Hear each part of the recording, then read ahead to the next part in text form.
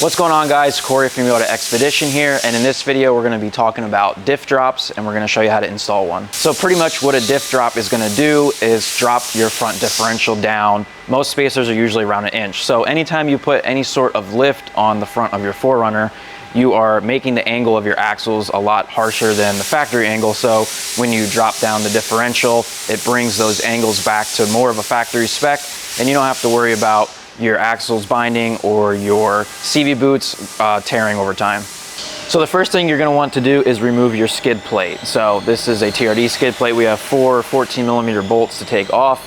If you have the standard skid plate, it's a little bit different, and you're going to have a plastic shield up front to remove as well. So we're going to go ahead and remove these now.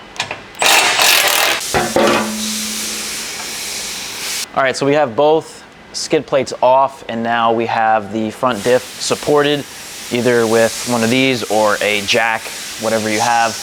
And we're going to be unbolting these 2 bolts right here. Those are holding the front differential to the frame, and then we're going to be putting our spacers in between this and the frame, and it comes with longer bolts that we're going to be using.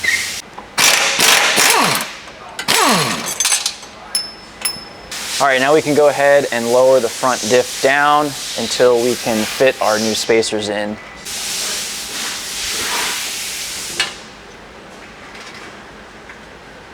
So you're gonna take the old cup washers off the factory bolts, transfer those over to the provided hardware.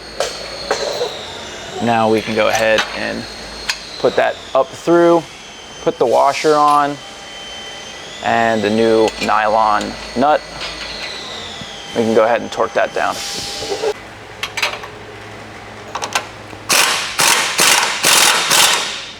So we have this done. The spacers are in, it's bolted back up.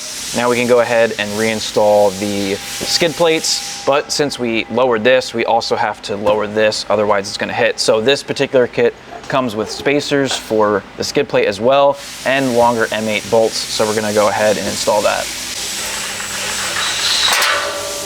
All right, so we got the spacers installed on the skid plate as well. So now we can go ahead and install the front skid plate, and we can let it down. All right, so we went ahead and went to try installing the TRD skid plate, and the included hardware and spacers actually won't work with this.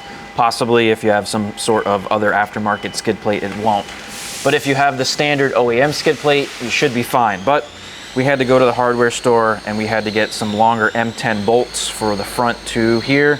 And then we also ended up stacking these spacers. The bottom spacers are already on the TRD skid plate, but we ended up putting a second spacer on top with some longer bolts. And then in the rear, we put some 3/4 inch spacers on there, and the factory bolts do work.